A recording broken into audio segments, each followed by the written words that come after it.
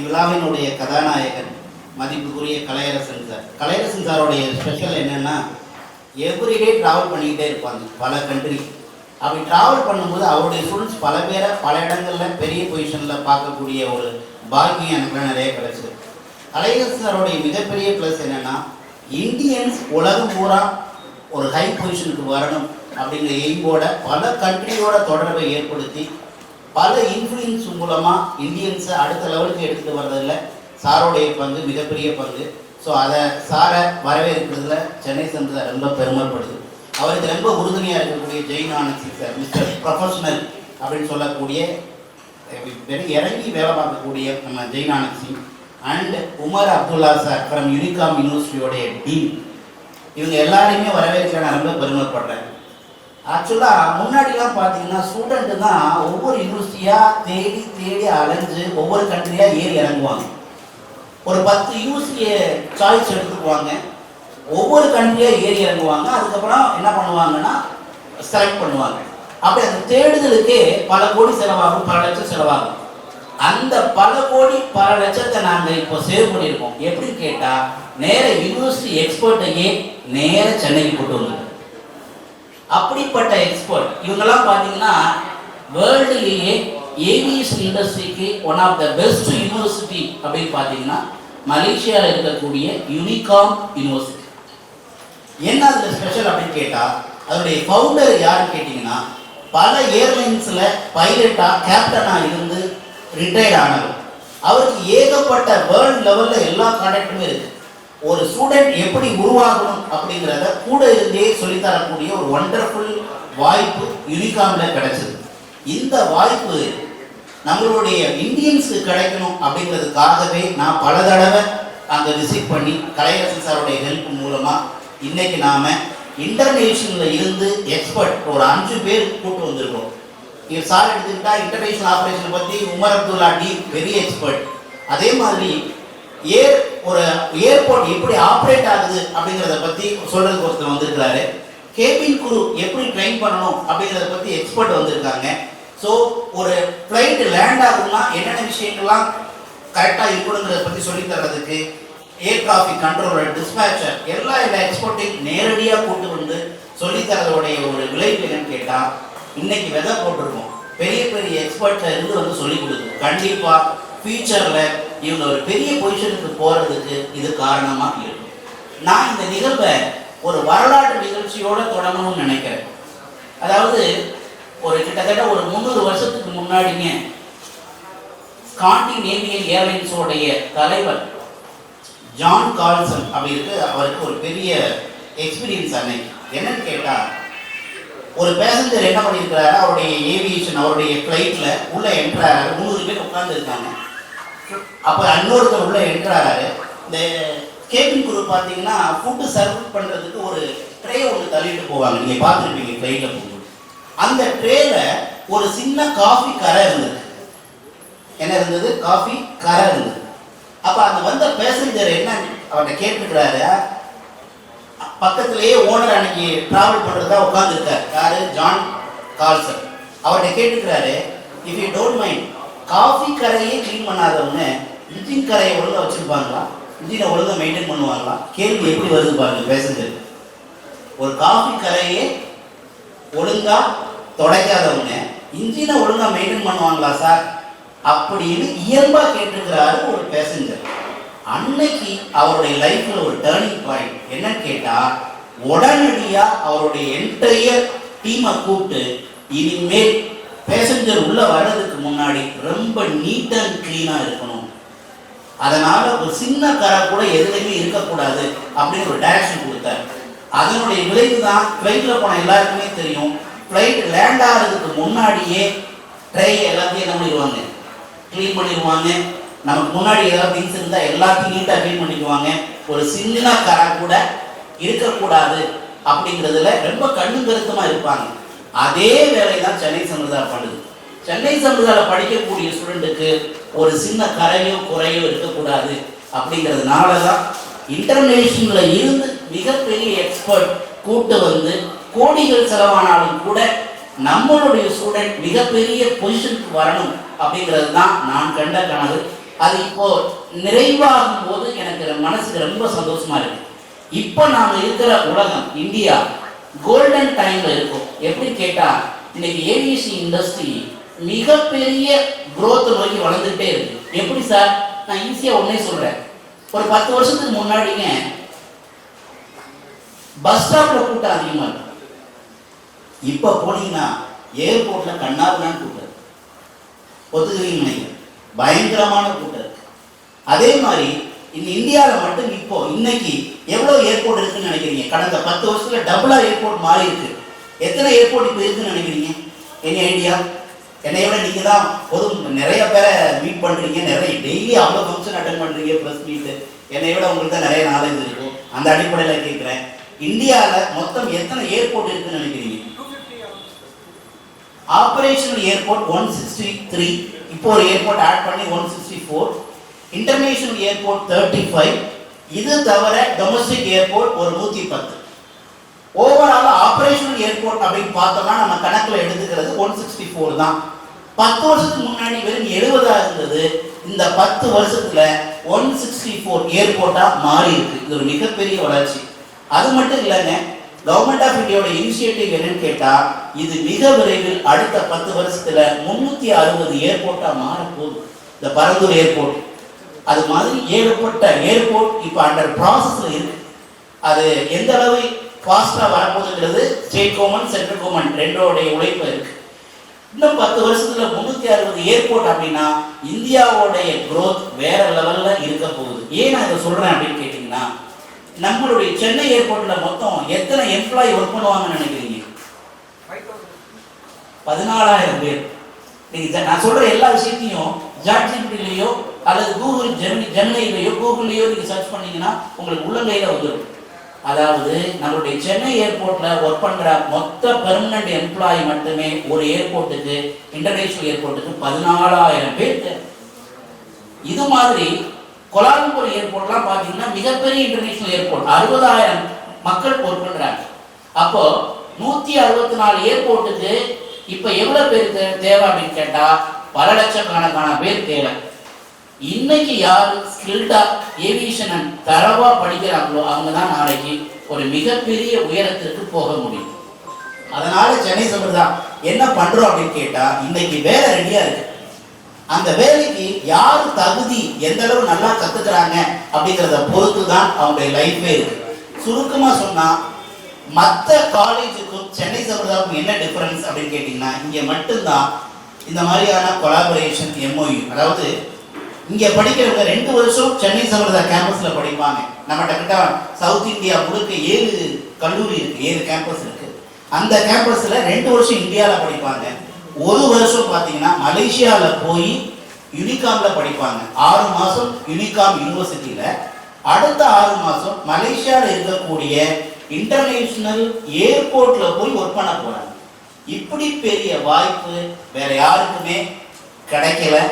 இப்ப கிடைச்சிட்டு இருந்த வாய்ப்பை யாரு சரியா பயன்படுத்துறாங்களோ அவங்களுடைய லைஃப் வேற லெவல்ல மாறும் அப்படிங்கிறதுல மாற்று கருத்து இல்லை. அந்த இன்டர்நேஷனல் ஏர்போர்ட்ல நல்ல இன்டர்ன்ஷிப் மட்டும் இல்லாம இதனுடைய இன்டர்ன்ஷிப் மூலமா வரக்கூடிய சேலரியே லேக்ஸ் கணக்கில் இருக்கு. இந்த வாய்ப்பு கிடைக்கிறதுக்காக சென்னை சம்பர்தா மேனேஜ்மெண்ட் நிறைய எஃபர்ட் எடுத்து நிறைய இன்ஃப்ளூயன்ஸை யூஸ் பண்ணி நாம இன்னைக்கு இந்த MOU மூலமா இந்த வருஷமே கம்மிங் மந்த்தே தட் இஸ் பார்த்தீங்கன்னாக்க ஜூன்ல ஒரு பேட்ச் கிளம்ப போறாங்க.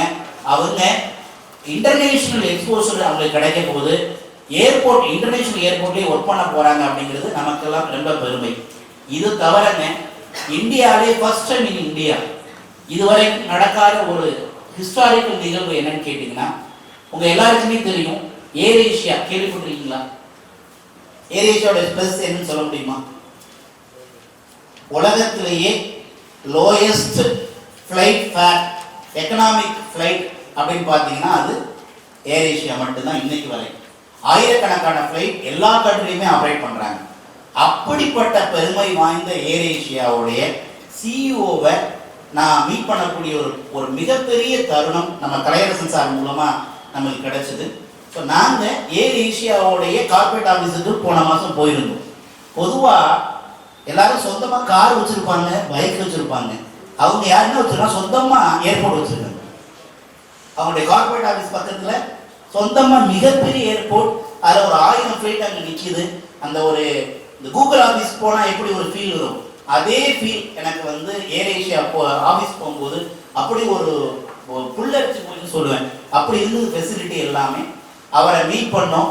மீட் பண்ணும்போது ஒரு பெரிய சந்தோஷம் என்னன்னு கேட்டால், மிகப்பெரிய லட்சக்கணக்கான எம்ப்ளாயி ஒர்க் பண்ணுற ஏர் ஏஷியாவோட சிஇஓ எனக்கு சென்னை சம்பிரதா தெரியும்னு சொன்னார்.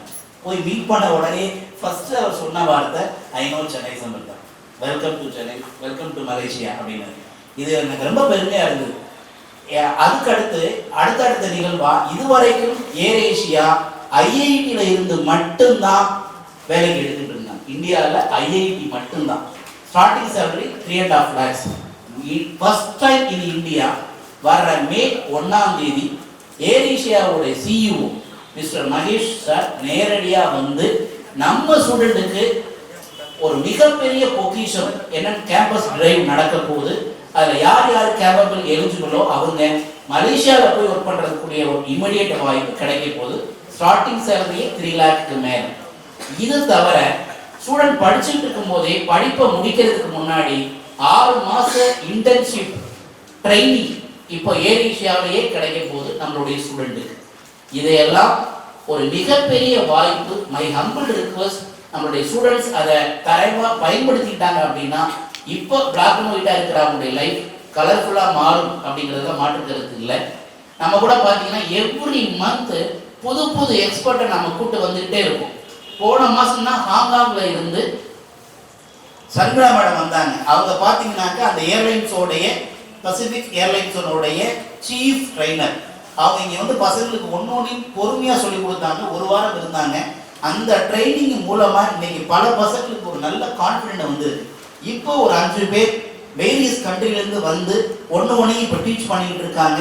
பசங்களை அவங்கள பார்க்கும்போது நானும் இவங்கள மாதிரி மாற போகிறேன், பல கண்ட்ரிக்கு ட்ராவல் பண்ண போகிறேன் அப்படிங்கிற விஷயங்கள் எல்லாம் வரும்போது பசங்களுக்கு கான்ஃபிடென்ட் வந்தாலே ஆட்டோமேட்டிக்காக அவங்க லைஃப் வேற ஒரு உயரத்துக்கு வரப்போகுது அப்படிங்கிற நினச்சி ரொம்ப பெருமையாக இருக்குது.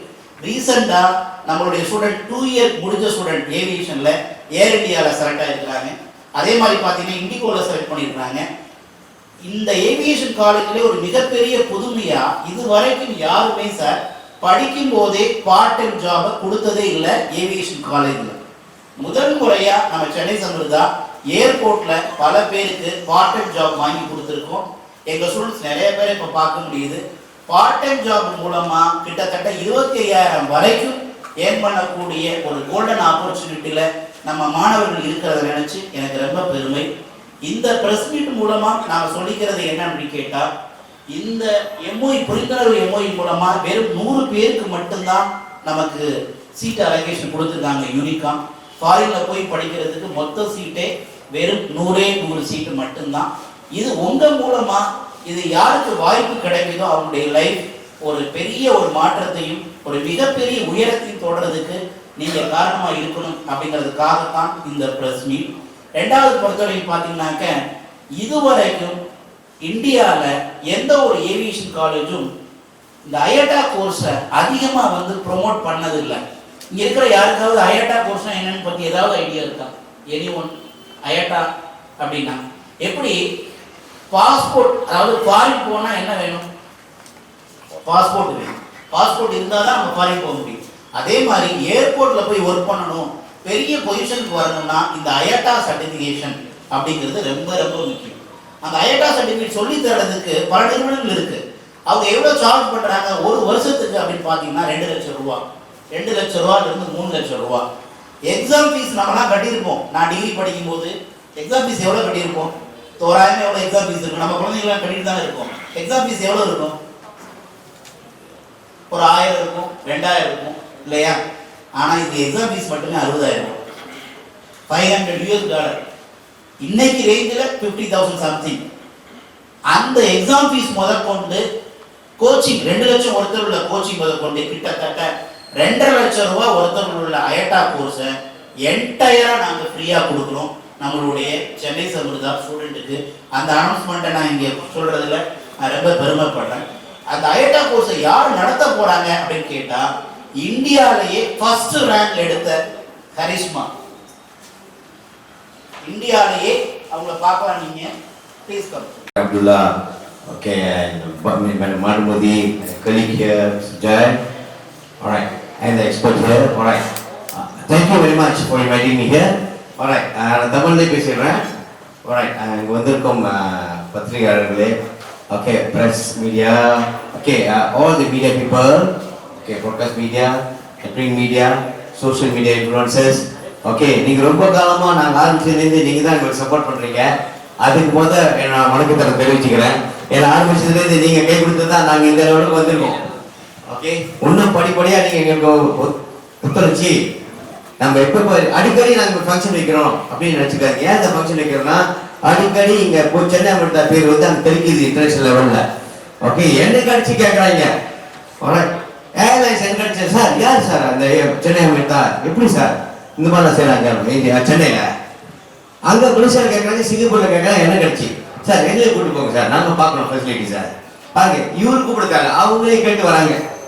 அப்போ நாங்கள் செஞ்சு தான் ஆகணும், பார்த்து தான் ஆகணும். ஏன்னா இந்த இண்டஸ்ட்ரி நம்ம முக்கியம், நம்ம பிள்ளைங்களுக்கு வேலை வாய்ப்பு அங்கே தான் கிடைக்கும். ஸோ அவங்கள நம்ம கவனிக்கணும். அதனால தான் அவங்களுக்கு வர வச்சுக்கிட்டே இருக்கோம். ஆனால் ரொம்ப நிறைய பேர் வருவாங்க நிற்பாங்க இடைக்காலத்தில். ஓகே, நிறைய பேர் வந்துகிட்டே இருப்பாங்க. அவங்களே நான் வரணும் சார், கூப்பிட்டு போங்க சார், அவங்க ஃபெசிலிட்டி வேர்ல்ட் கிளாஸ் கேள்விப்பட்டோம், உலகத்தில் லெவலில் இருக்கு அவங்களோட ஃபெசிலிட்டிஸ். நம்ம பிள்ளைங்களுக்கு இந்த மாதிரி வாய்ப்பு கிடைக்கிறது பிள்ளைங்களுக்கு கொடுத்து வச்சுக்கணும். ஓகே, பூமி சார் அந்த அளவுக்கு இன்டர்நேஷனலில் பார்த்து இங்கே செட்டப் பண்ணி நம்ம பிள்ளைங்களுக்கு இப்படி தான் ட்ரைனிங் கொடுக்கணும்.